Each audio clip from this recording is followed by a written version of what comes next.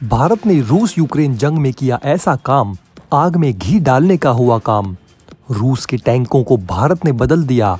क्या लताड़ रहा है भारत रूस के हथियारों को? क्या आग बबूला होगा रूस? वहीं अमेरिका ने फिर मांगी भारत से मदद। भारत के पास है रूस यूक्रेन युद्ध को रोकने की चाबी।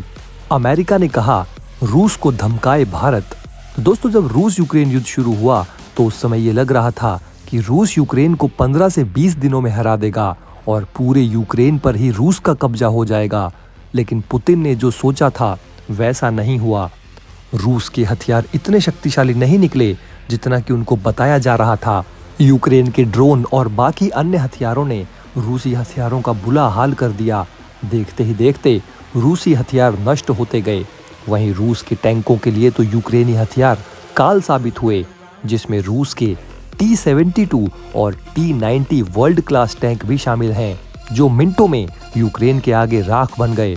अब यहाँ भारत के लिए समस्या ये बन बैठी है कि यही टैंक भारत ने रूस से भी खरीदे हैं। अब दोस्तों, ये सब होता देख चीन जो है वो भारत पर हंस रहा है, लेकिन भारत ने भी अपनी पैंतरीबाजी लगाकर अपने वेपन पॉलिसी में ही बदलाव कर दिया, जिससे चीन को एक बहुत बड़ा झटका लगा है और रूस की आंखें खिल उठी है। भारत ने रूसी टैंकों के साथ वो किया है जो खुद रूस ने भी नहीं सोचा होगा। दरअसल भारत ने अपनी नीतियों में बदलाव करके खुद की तकनीक से रूस के दोनों टैंकों को अपडेट करके तैयार करने का प्लान किया है।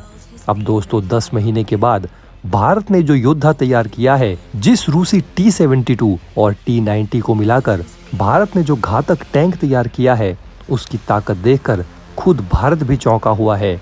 इस टैंक ने तबाही मचा कर रखी है और जब भारत में इसका टेस्ट किया तब खुद रूस भी हैरान हो गया। तो दोस्तों, चलिए आपको बताते हैं कि रूसी टैंकों को मिलाकर भारत ने ऐसा क्या कर दिया है जिससे उनका निर्माता देश रूस भी हैरान हो गया है। भारत अब अपनी बारी का इंतजार नहीं कर रहा, दूसरों के अनुभवों से भी सीखकर नई जरूरतें पूरा करने की दिशा में तेजी से आगे बढ़ रहा है। धूर्त पड़ोसी चीन की संभावित साजिशों से निपटने के लिए भारत अपनी रक्षा तैयारियां लगातार तेज कर रहा है। डिफेंस सेक्टर में भारत के उत्साह का आलम यह है कि यूक्रेन युद्ध से सीखकर भारत जो है वो अपने टैंकों को अपग्रेड करने का फैसला कर चुका है। यूक्रेन पर हमले में रूसी टैंक कारगर साबित नहीं हो रहे हैं, इसलिए भारत चौकन्ना हो गया है, क्योंकि हमारे पास भी वही रूसी टैंक हैं। तो दोस्तों, भारतीय सेना ने रूसी टैंक के अपने एक बड़े बेड़े को विध्वंसक बनाने के लिए इसे अपग्रेड करने का फैसला लिया है। इसके मुताबिक अब 2 घातक टैंकों T-72 और T-90 की खासियतों के आधार पर सेना के टैंकों को अपग्रेड किया जाएगा। अभी भारतीय सेना के पास T-72 मेन बैटल टैंक यानी MBT है। यूक्रेन में इसकी हालत देखकर भारतीय सेना ने इसे नई टेक्नोलॉजी से लैस करने का फैसला किया है ताकि इसकी मारक क्षमता बढ़ाई जा सके। दोस्तों, भारतीय सेना टैंकों को अपग्रेड करके अपने बेड़े को आधुनिक युग के युद्धों के मुताबिक बनाना चाहती है, क्योंकि यूक्रेन युद्ध के दौरान रूसी टैंकों का प्रदर्शन उत्साहजनक नहीं रहा। इसलिए भारतीय सेना एहतियातन टैंकों की क्षमता बढ़ाने की जरूरत महसूस कर रही है। यूक्रेन युद्ध में रूसी टैंक T-72 उम्मीद पर खरा नहीं उतरा। इससे सबक लेकर रूस ने अपने T-90 टैंक को भी एडवांस्ड बनाने की प्रेरणा ली। रूस अब यूक्रेन के खिलाफ युद्ध में निर्णायक फैसले पर पहुंचने की तैयारियों में टैंक का T-90M वेरिएंट डेवलप कर रहा है। इधर भारतीय सेना ने T-72 टैंक की मेन बॉडी और T-90 भीष्म के बुर्ज को मिलाकर नया वर्जन बना दिया है।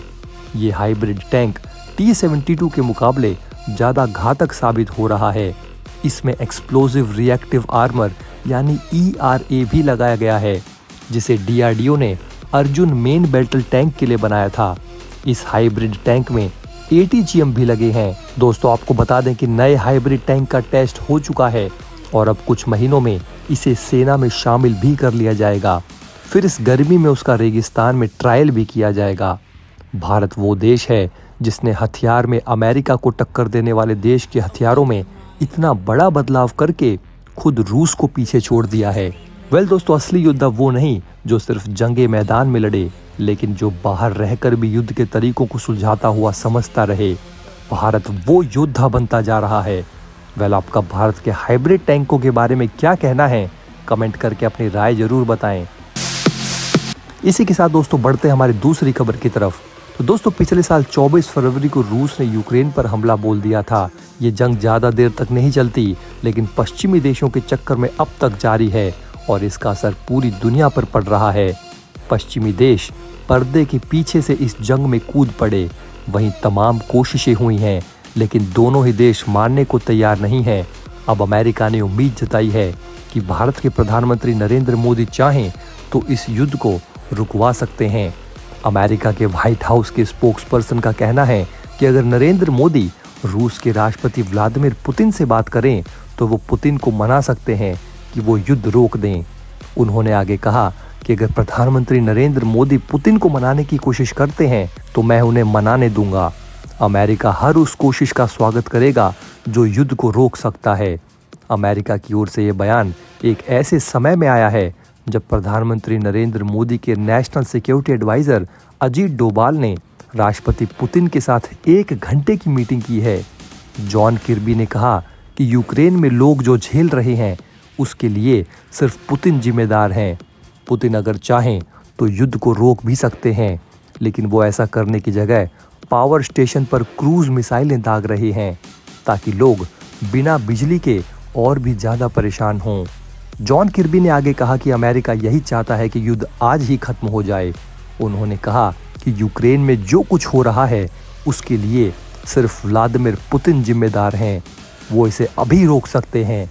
हालांकि पुतिन मिसाइलों से हमले करके बिजली के बुनियादी ढांचों पर हमले कर रहे हैं। वो इस तरह के हमले कर रहे हैं ताकि यूक्रेन के लोग परेशान हों। दोस्तों जब से पीएम मोदी SCO यानी कि शंघाई कॉरपोरेशन ऑर्गेनाइजेशन 2022 में राष्ट्रपति पुतिन के साथ मुलाकात की थी, इस दौरान उन्होंने कहा था कि आज का युग युद्ध का युग नहीं है। इस मुद्दे पर हमने आपसे कई बार फोन पर चर्चा की है कि लोकतंत्र, कूटनीति और बातचीत से ही मुद्दे सुलझाए जाते हैं और इसी की पेशकश अब भारत आगे जाकर रूस से कर रहा है। वेल दोस्तों, आपका इस बारे में क्या कहना है? क्या भारत को रूस के राष्ट्रपति से बात करनी चाहिए? आप अपने जवाब हमें कमेंट बॉक्स में ज़रूर लिखकर बताएं। तो दोस्तों इस वीडियो में बस इतना ही। आपका इन खबरों के बारे में क्या कहना है हमें कमेंट बॉक्स में ज़रूर बताइए। और अगर आपने अभी तक चैनल सब्सक्राइब नहीं किया है तो प्लीज़ चैनल को सब्सक्राइब जरूर करें। खुश रहें, अपना ध्यान रखें। फिर मिलेंगे एक नए इन्फॉर्मेटिव वीडियो के साथ। तब तक के लिए जय हिंद, जय भारत।